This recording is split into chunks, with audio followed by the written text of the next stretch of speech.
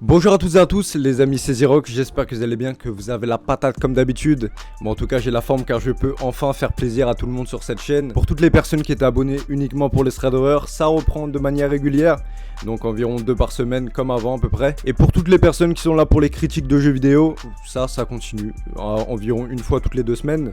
Car ça prend pas mal de temps, mais il y a du lourd qui arrive, donc soyez branchés, abonne-toi, n'hésite pas à liker si c'est pas fait, je t'oblige à rien, mais voilà, ça mérite frère. En tout cas, je te conseille de t'installer confortablement, de prendre ton paquet de popcorn si c'est pas fait, car aujourd'hui je vais vous raconter la triste histoire de Willie Francis, un jeune garçon qui s'est fait exécuter 2 fois. Me demande pas comment c'est possible, tu vas comprendre dans cette vidéo, au lieu de regarder la fille qui a derrière, un espèce de cochon va. The number of confirmed deaths has passed 200. The governor has called a state of emergency. There are hundreds and hundreds of bodies lining the streets. Aujourd'hui, je vais vous raconter la tragique histoire de Willie Francis, un jeune Renois qui habite en Louisiane, aux États-Unis.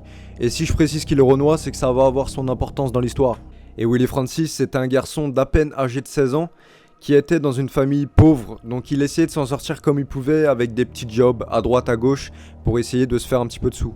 Mais un soir de novembre en 1944, Andrew, un pharmacien qui va rentrer tranquillement chez lui après le boulot, va se prendre 5 balles dans le corps et mourir suite à ses blessures.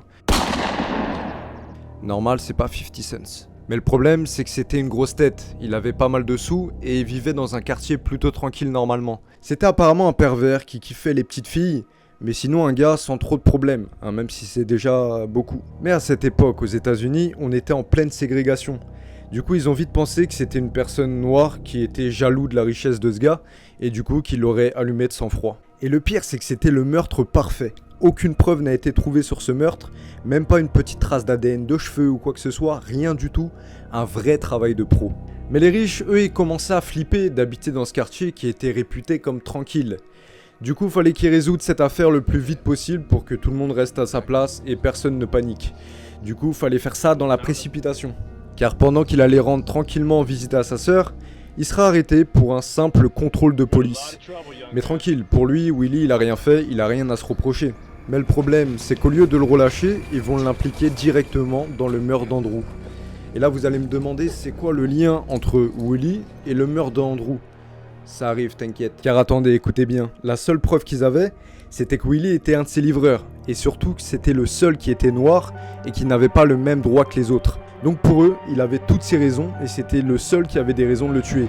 Mais pourtant, il n'y avait aucune preuve, même pas une empreinte sur l'arme, même pas une trace d'ADN, même pas un témoin dans les alentours qui aurait vu quoi que ce soit, rien du tout.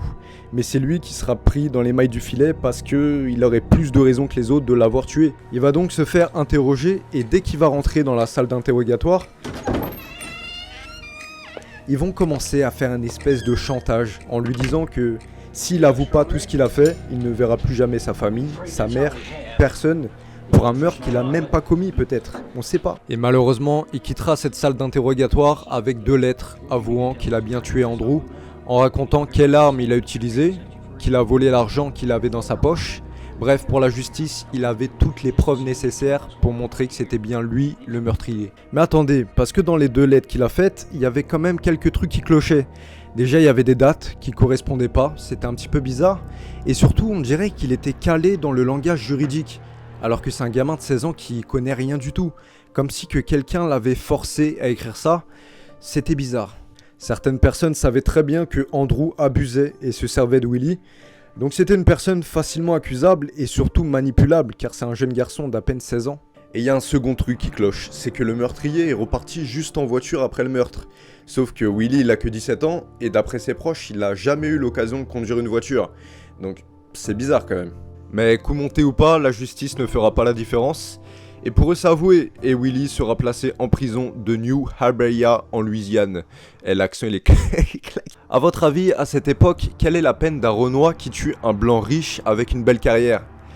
Bah, c'est carrément la peine de mort.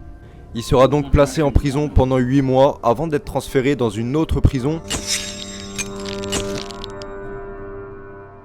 Cette fois-ci pour se faire exécuter alors qu'il avait seulement 17 ans, il était même pas majeur. Mais à cette époque, il n'y avait pas de salle d'exécution déjà installée comme maintenant avec Lincoln Burroughs dans Prison Break. Non, avant c'était des chaises électriques portables qu'on installait juste avant l'exécution. C'était le jour J et Willy allait être exécuté sans le droit de parler à qui que ce soit, aucune visite. Il va s'installer sur la chaise et se fera électrocuter. Le levier sera baissé et Willy sera exécuté. Enfin ça c'est ce que tout le monde croyait avant qu'il ne bouge quelques minutes plus tard, dans un état où il est même plus capable de parler ou même de dire un mot. Pour la première fois dans le monde, quelqu'un avait miraculeusement survécu à la chaise électrique. Et c'est loin d'être un miracle, c'est plutôt de la torture. Car la décharge de la chaise électrique, elle est faite pour te tuer et pour que ses patients souffrent le moins possible. Même si de base elle était inventée pour faire souffrir, plus maintenant avec les exécutions. Sauf que le pauvre Willy, lui il était toujours vivant. Et d'après lui, c'était comme si son corps cramait de l'intérieur et que tous ses organes étaient en train de brûler. Ça vous a ouvert l'appétit, j'espère. Mais la question que vous vous posez, c'est comment Willy a pu survivre à une décharge de 2400 volts. Normalement, c'est pas humain, à moins qu'il a des super pouvoirs. Mais pour lui, il pensait que c'était Dieu qui l'avait sauvé. Mais je vous rassure, il a aucun super pouvoir. On n'est pas dans Marvel ici. Mais le problème, c'est que les personnes qui ont installé la chaise électrique étaient complètement bourrées. Ils ont installé ça n'importe comment, avec une fréquence pas assez puissante pour tuer un homme. Et Willy sera encore jusqu'à ce jour le seul homme à avoir survécu à la chaise électrique. Mais du coup, ça va être quoi la suite pour Willy ? À cette époque, il n'y a aucune pitié et c'est pas pour ça qu'il sera pardonné de quoi que ce soit. Il va être remis en cellule pendant presque 1 an avant d'attendre sa seconde exécution. Juste imaginez pendant 1 an en train de pourrir en prison alors qu'au final vous connaissez votre sort et vous savez très bien que vous allez mourir. Et avec cette peur aussi que ça recommence et qu'il refasse la même erreur. Car c'était beaucoup plus simple de se servir d'un jeune garçon noir sans aucun pouvoir pour mettre la faute sur lui et surtout une raison de plus pour les dénigrer. Et du coup on ne saura jamais qui est réellement le meurtrier car l'enquête elle s'est arrêtée là. Mais d'après sa mère, c'est un jeune garçon sans histoire qui essayait de s'en sortir malgré toutes les difficultés. Ça correspondrait pas aux critères pourtant du meurtrier. Mais son père, malgré son manque d'argent, il va pas se laisser faire comme ça. Son père ira voir un avocat pour essayer de défendre son fils avant qu'il se fasse exécuter une seconde fois. Mais pas de chance, l'avocat en question était un ami d'Andrew. Mais au point où il en était, il avait plus grand chose à perdre. Il va donc lui raconter ce qui est arrivé à son fils, et l'avocat va commencer à en pâtir avec lui. Mais le problème, c'est que son père, il était ruiné, il avait pas de quoi payer un avocat. Mais après tout ce qu'il a entendu, il va quand même décider de se mettre au travail. Il était pas du tout sûr de l'innocence de Willy, Mais après tout ce qui lui est arrivé avec la chaise électrique, il va tout faire pour transformer sa peine de mort en peine de prison qu'il devra purger. Et pourtant, un avocat blanc qui défend une famille noire, c'était grave mal vu à l'époque. Mais il a quand même porté ses couilles et passé l'année à tenter de le défendre, malgré sa réputation. Mais malheureusement, toutes les requêtes seront refusées sans vraiment trop de raison. Et rien ne bougera, même avec les efforts de l'avocat. Willy était tellement fatigué qu'il voulait juste en finir le plus vite possible. Il essayait même plus de se défendre, il attendait qu'une chose, c'était la mort. Et le 9 mai 1947, il sera replacé sur la chaise électrique, encore une fois, sans le droit à la visite.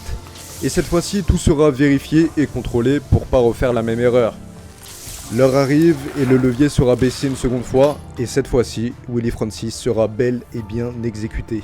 Et ce jour-là, un innocent perdra la vie pendant que le meurtrier court toujours les rues.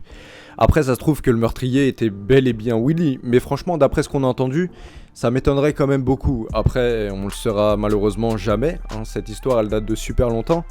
Mais ça fait froid dans le dos parce que c'est pas une fiction, c'est une histoire réelle. Qu'est-ce qu'il a vécu comme histoire ce pauvre Willy ? C'est quelque chose de fou quand même.